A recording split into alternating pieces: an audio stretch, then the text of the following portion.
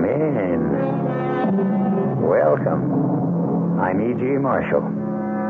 It's not where you've been that counts, they say, but where you're going.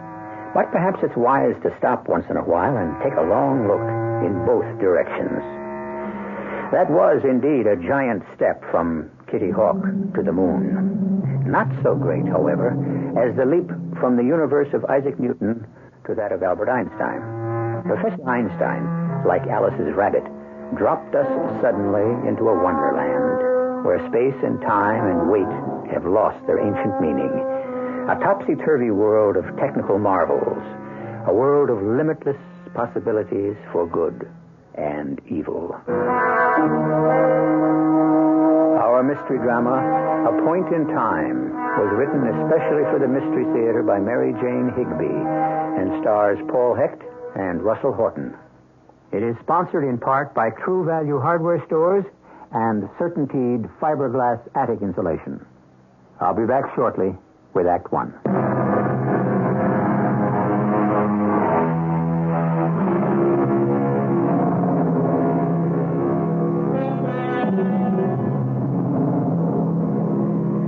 There is an unseen force that governs our lives.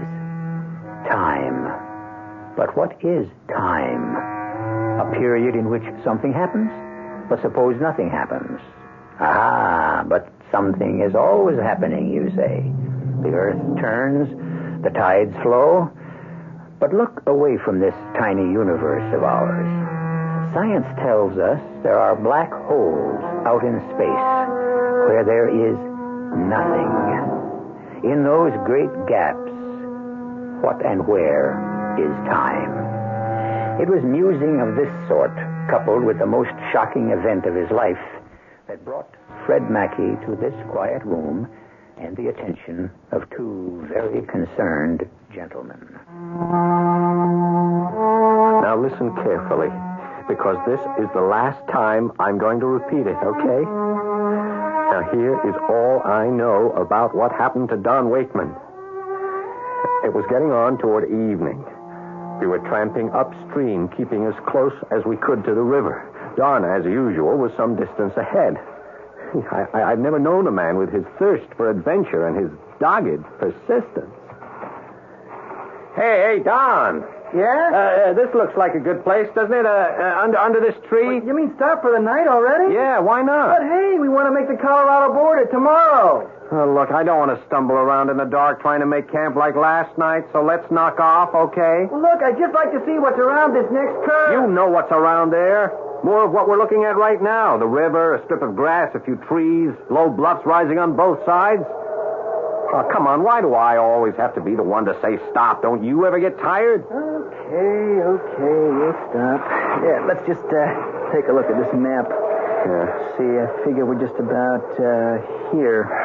See, we passed this big rock with the two small ones balancing on top this morning. That's called the Two Sisters. Yeah. Look, let's unload the gear, huh? Okay. Oh, wow. It's peaceful, isn't it? Yeah. Sure gets to you after a while, though. What do you mean? The quiet. It's too quiet. It's eerie. Eerie? It's good for the nerves to get this far away from civilization. You realize we haven't heard another human voice for, 10 days. Well, frankly, I wouldn't mind hearing another voice about now. Ah, nonsense. There's nothing like the wilderness to help you get your head together again. Yeah. It's good to get rid of that backpack. Hey, where'd that come from? What was that, a shot? It sounded like one. Strange. Hunting season hasn't opened yet. Yeah, some guys don't worry too much about that once they get this far away from the law.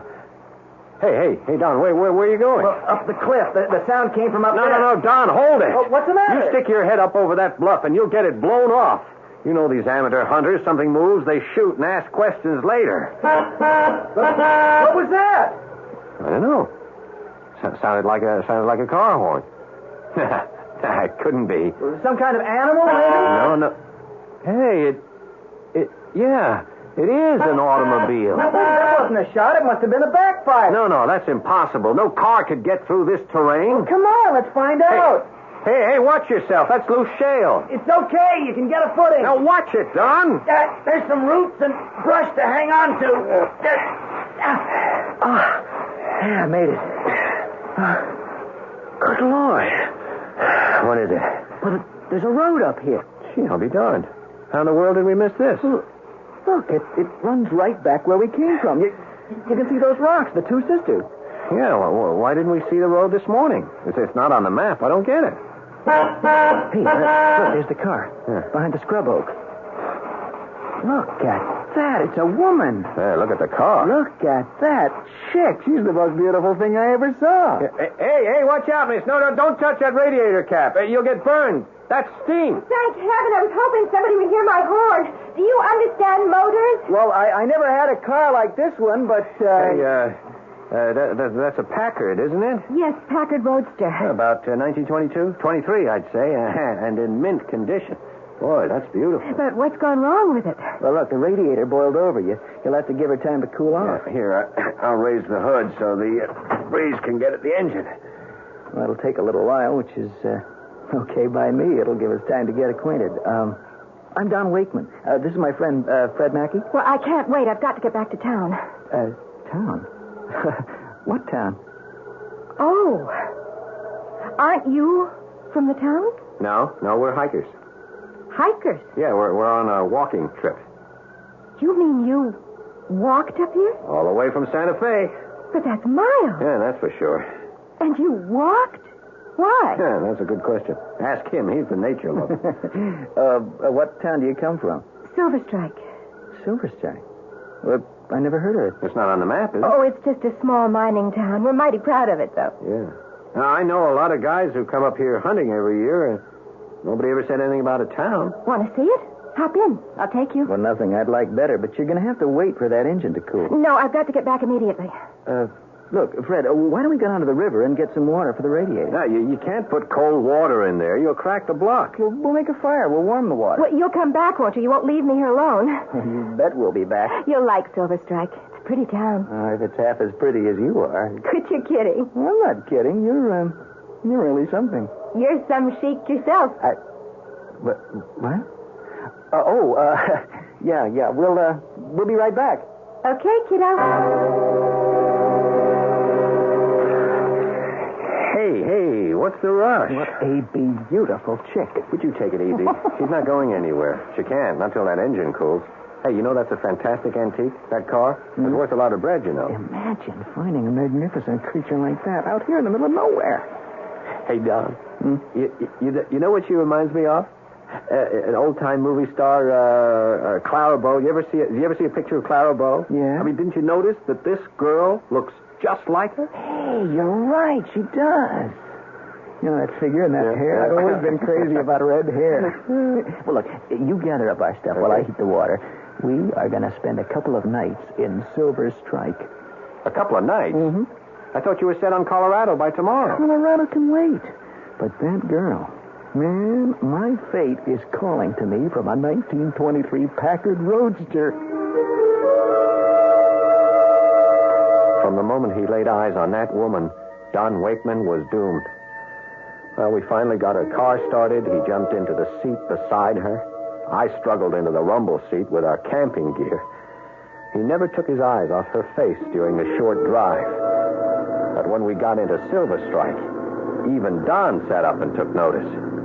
Hey, what is this, a movie set? Where did all the Model Ts come from? Hey, and that horse with a milk wagon? Hey, how about that, an ice wagon? Hey, look down there, Don. Yeah. A barber pole. And a cigar store in here. Oh, hey, I get it. You're having a celebration. The bicentennial, right? What bicentennial? What bicentennial? You haven't heard of the bicentennial? No. Oh, come on. You can't be that far out of the action up here. I guess we are a little bit out of things. Oh, that's my house, on the corner. Won't you come in? Well, I don't see why not. Don, it's getting a little late. I don't think... I'm coming. Where have you been? We're searching for you. The Don Roadster broke down. You went outside bounds on the first day, completely against regulations. And you took this pair with you. What unit are they from? They are not townspeople. You're not about the rules, Ella. Carl, these are visitors, not townspeople. Oh, visitors. Well, welcome to Silver Strike. How did they manage to get up here? They walked all the way from Santa Fe. Well, I'll be doggone. I thought that would surprise you.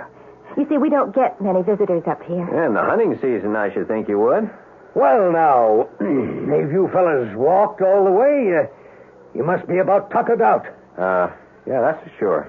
Come on inside. Now, look, it's really getting late, and we better be going. Confidentially, I got something special in the way of liquid refreshment. You know what I mean? I could do with a drink, Fred. Sure you could. Well, come on into the house. Now, this is none of your lousy bootleg hooch. I got the real thing. Bottled in bond. Fella smuggled it in from Mexico. Now, come right on in. You can just drop your backpacks here in the hall. Yeah.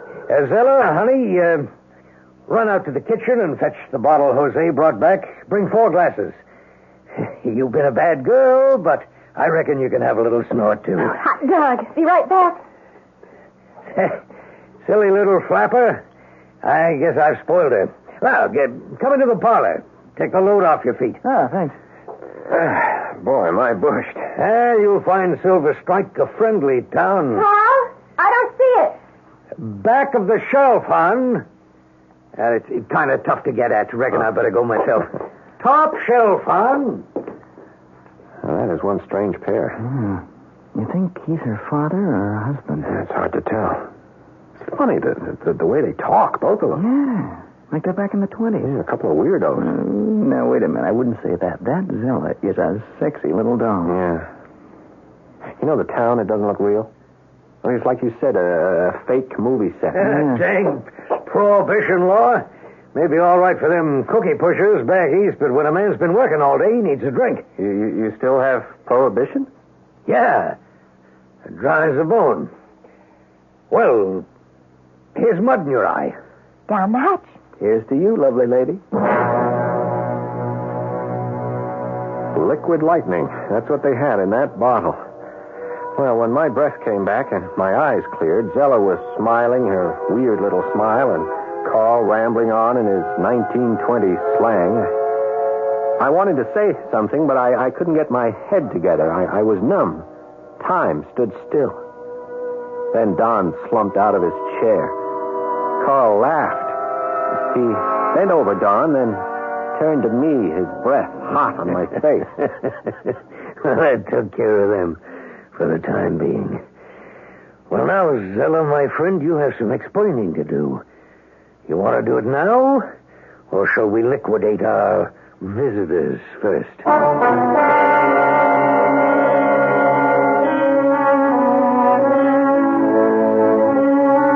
What have our friends wandered into? A town time-locked in some mysterious way in the second decade of the century? One thing seems certain.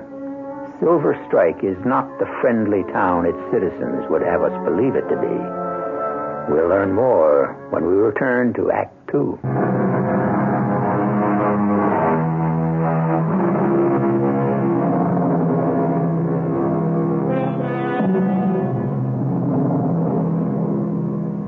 In the wilderness, far beyond Santa Fe, there is a sign. Silver Strike, altitude 8,000 feet. Population 10,000. A casual visitor to the town might think he had slipped back into the early 1920s. The little boys wear knickerbockers, and the little girls have bows in their hair. The prevailing mode of transport is the Model T. But the sign goes on to say, a friendly town. Fred Mackey would have quarreled with that description as he struggles to recover from an almost lethal Mickey Finn.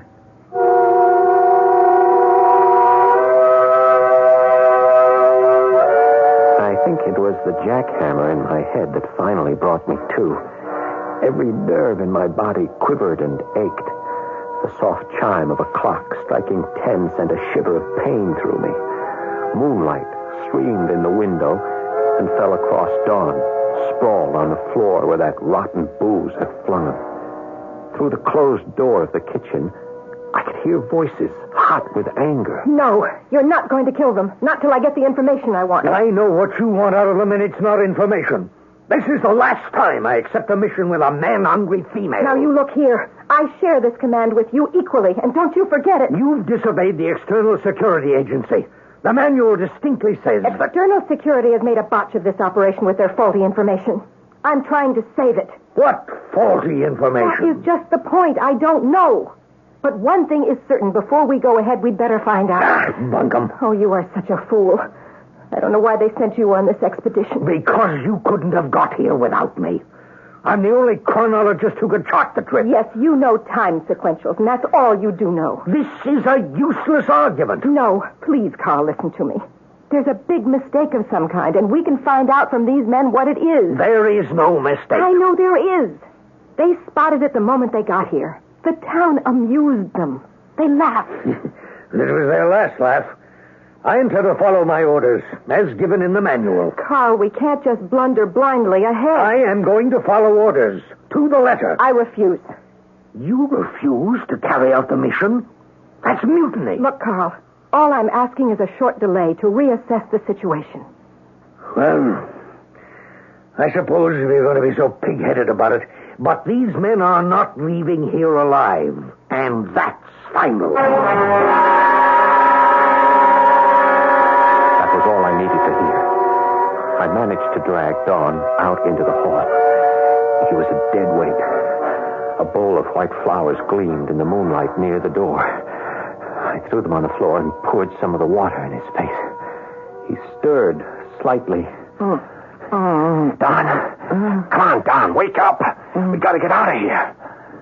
Don, I hate to do this, but... Ow! Come on, you got to come out of it. Stop that. Come on, get up. Come on, get up. Okay, let's try something else. Ow! Get that out. Quiet. You're gonna break my arm. I'll twist it off if you don't wake up. Now listen to me. We've got to get out of here, now. Okay, come on, get up. Get up. Yes, you can. Come on, up on your feet. Okay, here we go. I'll help you. All right, now lean on me. What's the idea? They're going to kill us. What? They are planning to kill us. Now, can you walk? Yeah. Okay, come on. Here we go. What's this? Your knapsack. Come on, grab it and let's go. Where are we going? Back to the river. Come on. Find a motel. I gotta lie down. I'm sick. We've got to get into hiding. Dan, they're going to spot us a mile away in this moonlight. Come on, let's go over here. Over here in the shadow of the trees. Oh, wait. I better go to the police. No, I don't trust anybody. This whole setup, this whole town seems phony to me. Probably imagination. John, if you don't pull yourself together and get tracking, so help me, I'm going to leave you. Now try, man. Okay. That's better. Here comes your car. You hit your ride. No, come on. Stay back here in the shadow. What's going on here? Oh, it's nothing. My friend's been sick. He's all right now. Thanks for stopping. We're okay. Well, what are you fellas doing on the street this time of night? Oh, we're just passing through town. We're backpackers. Backpackers? Looks more like vagrants to me. Now, you hold everything till I come around and get a look at you. Yeah. Don't try to pull any fast ones. I got a gun on you. Sick, huh? Looks drunk to me. Hey, you the guy's been running the bad booze in here. I've been on the lookout for you. I'm the sheriff. No, Sheriff. We're from Santa Fe. Here, we have identification. I'll show you. You are under arrest. Arrest? For what? For drunkenness, disorderly conduct, public nuisance. Oh, look, we're just walking quietly through town. Is there a law against that? This is a gun, mister. It says get in the car. Do you hear it? Perfectly. Come on, Don. You heard what the man said.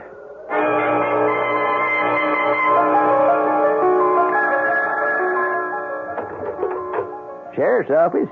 Bronson speaking. Oh, yeah, Carl, I picked them up all right. They're safe in the cooler. Oh, no, they didn't give me any trouble. None at all. Yeah, well, I'll wait till I hear from you. Right, Carl. Goodbye. Sheriff! Quiet back there. Sheriff, haven't you overlooked something? Hey, well, what's that? The small matter of our rights? I mean, you failed to tell me my rights. What rights? Well, for starters, Sheriff, I have a right to a phone call. I'd like to talk to my lawyer in Santa Fe. We could hear you. I wouldn't argue so much if I was you. You lousy... Cool it, Fred. Look, this is a damned outrage. Shut up. That's the way we like things in Silver Strike. Nice and quiet. Don, we're in a real jam. And that guy Carl, he really means to kill us, you know. Damn near did. What do you think he put in that booze? Now, listen to me. We got to get a couple of things straight around here. Not now. I got to lie down. You can't. Now, look, this is important. They'll probably separate us for questioning. Don't give them any information. You understand? None. It must have been rat poison. Look, Don, pull yourself together. Did you hear what I said? Oh, yeah. Don't give him any information. Right. Because if you do, we're as good as dead. Now, the only reason we're alive now is because that woman thinks we know something she wants to find out. So hopefully we are safe till she does find out, whatever it is. Oh, look, I can't follow all this. I gotta lie down. Look, they've made some kind of mistake. She thinks we know what it is. What she actually said was they spotted it the moment they drove into town. Now, let's think, Don. Let's think back. What was it we spotted? Oh, I don't know. The kooky 1920s look. Yeah. They know all about that. I mean, did we say anything she didn't seem to know about? Well, no. Hey, wait a minute. Yeah? The bicentennial. That's right. She never heard of it. Yeah. But what puzzles me is that they talk like they really are in the 20s. Well, maybe they are. Maybe we've slipped back in time. What do you mean, slipped back? I saw this movie once about a fellow who slipped back 200 years. Yeah. All the women wore hoop skirts. Man, you must be hungover. Oh, no. A hangover would be a relief compared to this. Well, look, there's got to be a perfectly natural explanation. And we'll find it out if we ask ourselves the right questions. Now, why would anybody want to put up a 1920 town up here in the wilderness? Huh? I don't know. Well, think. I can't. My head feels like it's been in a meat chopper. Try. Tourist attraction? Up here? Well, why not? There's that guy moved London Bridge to the Arizona desert, and tourists flock in by the thousands. Yeah, but how would they get here? The road? Yeah, I've been thinking about that road. Gravel, right? Mm-hmm. Yeah, but there wasn't a mark on it. Not a bump, not a rut. I'd swear that no vehicle had ever gone over it. And why didn't we see it when we climbed up by that big rock, Two Sisters? I don't know.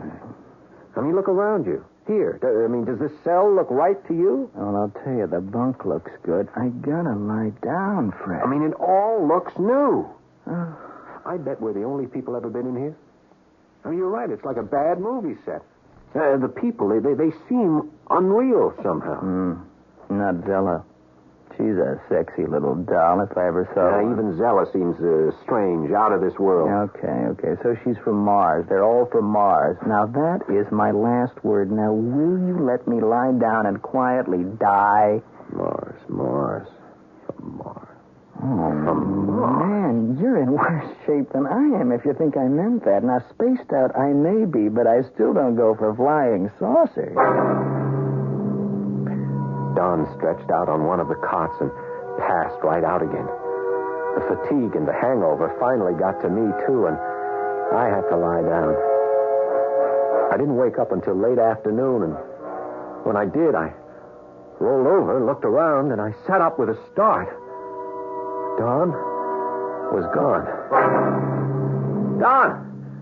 Don!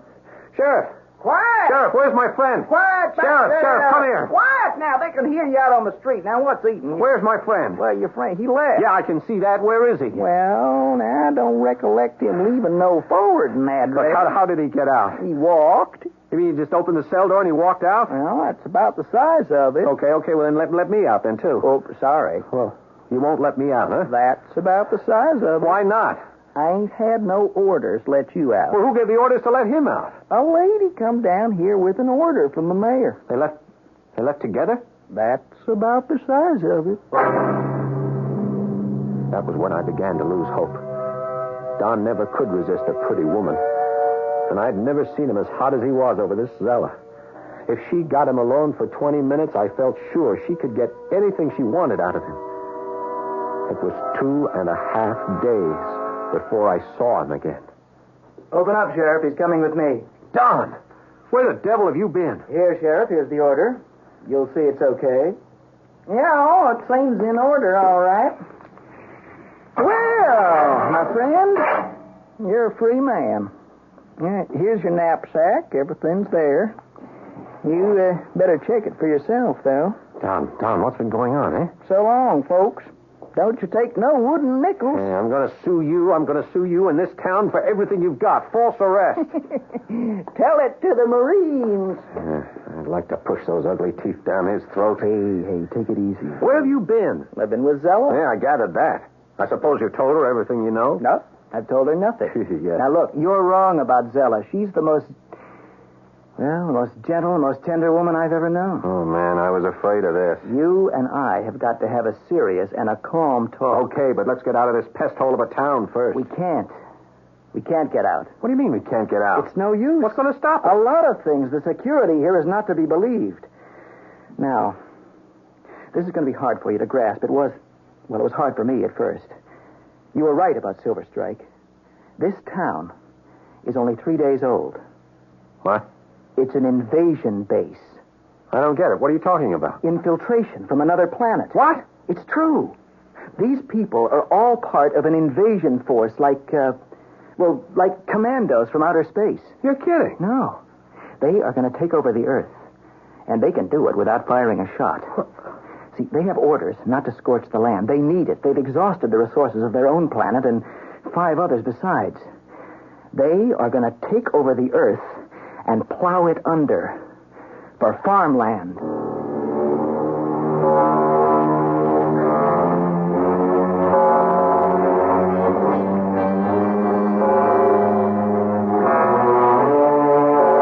An invasion from outer space? I hasten to remind you that we have only Fred Mackey's word for what happened that day in the remoteness of the Sangre de Cristo Mountains. But, invaders or not, the citizens of Silver Strike are clearly up to no good. What their intentions really are, we will learn when I return with Act 3.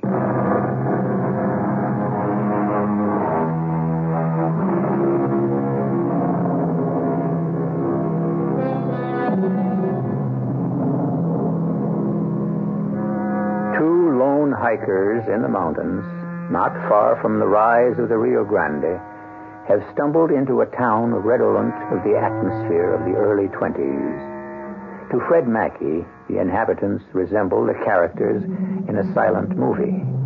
But his friend Don Wakeman insists they are invaders from outer space. It's inevitable, Fred. They're going to conquer the world, and swiftly. You are asking me to believe that this yokel of a sheriff and that idiot Carl are really spacemen? From a flying saucer? Of course not. They don't use vehicles. They haven't for centuries. Well, then how did they get here? Space compression. Space compression? Yeah. Look, there's a lot of space inside the atom, you know? It's mostly space. Well, they prefabricated a town like Silver Strike, compress the component atoms, and reduce it with all its inhabitants to a speck of energy. Then they send it out on a beam. A beam? A beam that travels many times the speed of light to any point in the universe. Yeah, then I suppose they pull the atoms back up again? Exactly. Oh, look, that woman is kidding you. This is ridiculous. Take a look around you. They're stupid. They're like hillbillies. That Carl, he's completely ape. Yeah, well, Zella agrees with you about him. She says he's basically dull-witted, but he's a trained chronologist. What in the world is that? A time navigator. You see, when you travel through space, you travel through time, too. Well, it's very involved. Oh, come on. You know what I think we've stumbled into? Some kind of kook commune. Oh. I told Zella I wouldn't get anywhere with you. One last time, Fred. This is it. You understand? This is it, the end of our civilization. We can't fight it. The technology of these people is centuries ahead of ours. Where did she say they came from? A planet called Agantha. Agantha? Yeah, it's in another galaxy. To them, Earth looks like a lovely little greenhouse. You see, they've exhausted Agantha's resources. We are the 2 luckiest men on Earth, you know? Thanks to Zella. Well, how do you figure that? They need us. See, their advanced intelligence agents have failed them somehow. At least Zella thinks they have, and she's afraid to proceed without better information. If we cooperate, they'll make us technical advisors, officers in their army. Otherwise... Yeah, otherwise? Carl wants to blot us out. Instantly, without leaving a trace. You really believe this, huh? I believe what I saw. All right. Now, wait a minute. If they're from another planet, how come they talk like Americans, Well, huh? they've been planning this operation for years. They've been trained for it since childhood. All right. But then why the 1920 masquerade? I don't know. Yeah. Well, fortunately for us, the operation got fouled up somehow. Somebody goofed. Do you know what you're saying? We've run into a huge, a cosmic snafu. Okay, well, let them figure the way out of it. They're getting no help from me. John, honey? Oh, hi, Zella. Well, did you have a good talk? Hello, Freddie. Feel better, kiddo? I brought you a root beer. Yeah, I had one drink with you. I haven't recovered. Thank you. Oh, that was Carl's idea. He's a bungler. I hated to have him included in this mission, but we had to have a time navigator. I handled the space trajectory myself, and I'm proud of what I did. Not 15 miles off, but the time projection is tricky, too. So, we have to put up with that dumbbell, Carl. Now, what we want out of you boys is simple. Just tell me what it was about this town that struck you as off-key. Oh, no, I'm not telling you anything. All right, you get that straight right now. Neither is my friend here, if I have anything to say about it. John, darling, I'd hoped you'd explain to him. Freddie, listen, I'm trying to save your lives. Tell me, why doesn't Silver Strike look like your average American town? It must be the time element, Zella, the 1920s. All right, Zella. What have they told you? Look up there. What? In the sky. What is that thing? What it looks like. A flying ship. But it's huge. What is it? Is it an Earth ship? Yeah, it's a jet, all right. Jet? Yeah, jet-propelled airplane. Jet propelled. Carl, did you hear that? There's your proof. Earth has only small cockpit planes, hardly bigger than automobiles. That's what we were told, isn't it? Yes, but... And look up there. Now can you see that something's wrong? Advanced intelligence told us nothing of aircraft of that size. Son, what did you say about the 1920s look? Well, the Model T Fords, all the horses... What is the date? The date? Well, it's the 5th or 6th. I'm not sure. No, the year. The year. The year? Well, it's 1976. 1976? No, it can't be. 1976. Well, that puts another light on things, doesn't it, Carl? The Advanced Information Agency didn't fail us. You did. You bungler, you fool. This is all your fault. Zella, I can explain. You had charge of the time schedule. You brought us in 50 years late. I don't see how I could have. What will we do, Zella? We'll have to abandon our plans and get back to Agantha immediately. Yeah, they must be wondering what happened to you. We can't salvage this operation. Carl, alert the members of the expedition. We leave Earth within 12 hours. What shall I do with this pair? John, darling, you're coming with me, aren't you? You know I am, Zella. Any time, any place. John, no. Now, come on, wake up, man. You can't do this. I am going to go with the woman I love. We'd better take them both with us. We'd better have something to show on Agantha for all the money we spent on this expedition. Otherwise, they'll tear us apart. Oh, no, you're not taking me back. No way. It's your only hope for survival, Fred. They're bound to win. Now think. We'll be the first, the only Earthmen to reach out beyond the stars, to see what lies beyond the Milky Way. I don't want to see beyond the stars, and I sure don't want to be reduced to a speck and shot out into space with Carl in control. Okay. I use the ion redactor on him. No. Let him go. Please. Zella. I can't do that, John. Zella, if you destroy him, you'll have to kill both of us. John, it's impossible. I'm sorry. You know how I feel about you, Zella, but I can't stand by and watch you kill my friend. Just free him. Let him go, and I'll come with you. I can't free him. We can't leave him here to spread rumors to warn the Earth people. Let him talk all he pleases. Nobody will believe him. I promise you. Nobody will ever believe him. And nobody has believed me so far. Oh, I understand why. The region has been thoroughly explored, and there's no evidence of a town ever having been there. No sign of burned ground from a blast-off either. But you see, it wasn't like that. There was no blast-off. When they were ready to go, Don and Zella walked with me to the edge of town. Don't look back. The light will be too intense for your eyes. Don, you sure you won't change your mind? I'm standing on the brink of the greatest adventure of the ages. Nothing in the world could make me turn back. We'll be back in less than a year. We never give up. And when we come back, I'll get to you first, Fred. I'm going to save you in spite of yourself. So long. And good luck. You're going to need it.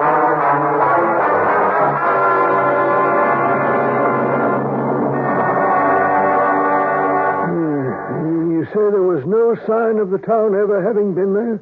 No, Doctor. Well, it's the same story you told me nearly a year ago when you first came down out of the mountains. Well, I was badly shaken by the experience. But, Doctor, as you can see, I'm perfectly well now. I'm ready to go home. Well, now, we think we're certain that you'll feel even more secure in your recovery if you take a longer period in a stress-free environment. No, Doctor, I don't need it. I really don't need it. We've located a splendid place, Mirror Lake. It's run by Dr. Cumberland. No. Excellent therapist. No, my nerves are as steady as yours. There's a man here from Mirror Lake. Look, never mind, Doctor. I'm fed up. Look, do you hear me? I've had it with you people. That's patient transportation. No, I'm not going. I'm not going. No.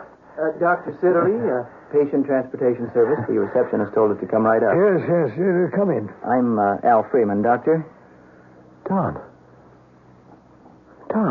my God. You've come back. This is the patient? Doctor, here's my proof. This is Don Wakeman. No, Mr. Mackey, this is Mr. Freeman. This is Miss Michaels. How do you do? It is her. It's the woman from again, Zella. I told you. It's too bad. He's been perfectly lucid until now. You have the impression we've met before, Mr. Mackey? Yes. Well, we've come to take you with us. You've come to take me with you? Yes. To a very nice place. Oh. Are you ready to go? Yeah. Sure, I'm ready to go. Well, splendid. Yeah, I'll go. Splendid. Goodbye, Dr. Siddeley. Just a moment. There are some papers that must be signed. Sure. Give me a pen, eh? Here you are. Thank you. Mr. Mackey, I'm sure you'll be glad you made this decision. Keep in touch with us. We're interested in your progress. I hope you'll let us hear from you. Oh, you'll hear from us, all right. That's for sure. You'll hear from us sooner than you think.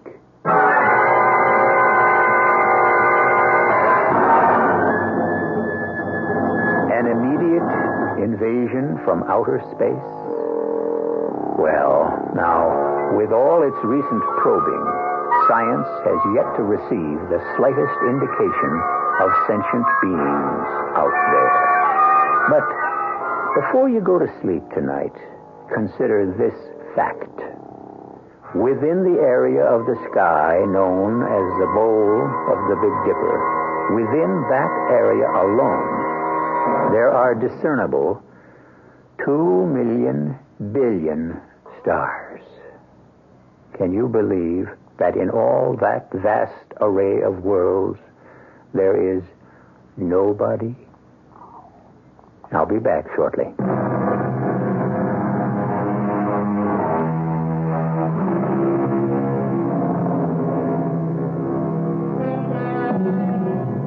If there's a moral in Fred Mackey's story, it must be this. Science provides us every day with greater technical marvels, but technology can't offer the wisdom or intelligence to use them properly. For that, perhaps we must look to older and more profound disciplines. Some 5,000 years ago, We were given 10 precepts, which, carried out to the letter, would bring us into accord with nature and our fellow beings. And that would indeed be a giant step, greater by far than the leap from Kitty Hawk to the moon. Our cast included Paul Hecht, Russell Horton, Terry Keane, and Court Benson. The entire production was under the direction of Himan Brown. Radio Mystery Theater was sponsored in part by Buick Motor Division and Anheuser-Busch Incorporated, brewers of Budweiser. This is E.G. Marshall inviting you to return to our Mystery Theater for another adventure in the macabre. Until next time, pleasant dreams. The preceding program furnished by CBS Radio.